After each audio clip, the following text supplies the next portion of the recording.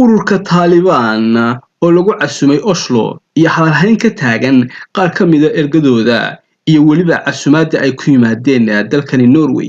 Dowladda Norway ayaa ku casutay caasimadda dalkeeda Oslo erga ka socota ururka Taliban ee ka taliya dalka Afghanistan si ay ula kulmaan madaxda Norway, ergooyin ka socda beesha caalamka iyo weliba kooxo ka socda ururada bulshada rayidka ah ee Afghanistan.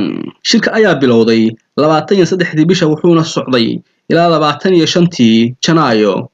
Waa 2 maalmood oo wada hadal ah. Wadahadaladana ayaa ka dhacay Hotel Soromoria oo ku yaala magaalada caasimadda ah ee Oslo. Waa markii u horeysay ee ergo rasmi ah kana socota Taliban ay yimaadaan wadamada reer galbeedka tan iyo intii ay dib ula wareegeen xukunka dalka Afghanistan sanadii hore ee 2021. Imaatinka dadka ka socda Taliban ee Oslo ayaa la ogaaday wax yar ka hor intii aysan kulmin Kabul ee ka socota Norway iyo Taliban. Wakaaladda wararka AFP oo la hadlay Mujaahid ayuu ku yiri imaaradda Islaamiga ah waxay qaaday tallaabooyin ay ku fulinayso dalabaadka dunida reer galbeedka anagoo kaashanayna diblomaasiyadda.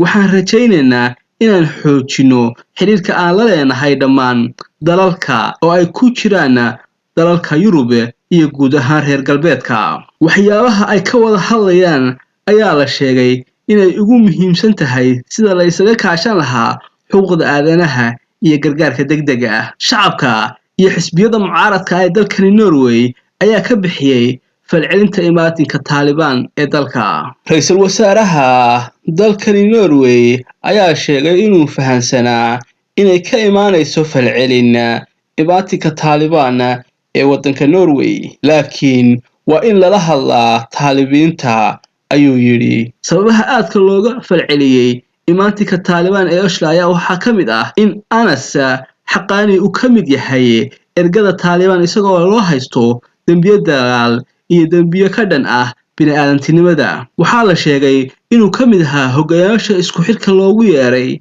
Xaqani kaasoo ka dambeeyay weeraradii ugu xumaa ee Afghanistan ka dhaca 20 sano ee u dambeeyay. Xaqani ayaa sheegtay weerarkii lagu dilay wariyayaal Norwegian ah. Booliska Norway ayaa loo gudbiyay dacwad ka dhan ah Anas Xaqani. Booliska ayaa xaqiijiyay dacwadda iyagoo intaasi ku daray in aysan haysan ergadani wax loo yaqaano xasaanad oo ah inaan la xiri karin. Dacwadda booliska ayay ku xidhan tahay waxa ay sameynayaan ayay tiri la taliyaha dhanka isgaarsiinta Guri Solberg. Lacagta ku baxday diyaaradda khaaska ah ee Taliban keentay Oslo ayaa lagu sheegay 3.5 ama 3 milyan iyo 1 milyan oo lacagta Norwejiga ah. Waxaa sidoo kale xusid mudan jaaliyada dadka ka soo jeeda Afghanistan ee ku dhaqan Oslo oo barnaamijyo kaga soo horjeeday casumaadda loogu sameeyay wadankani Norway hogaamiyayaasha ama kooxda Taliban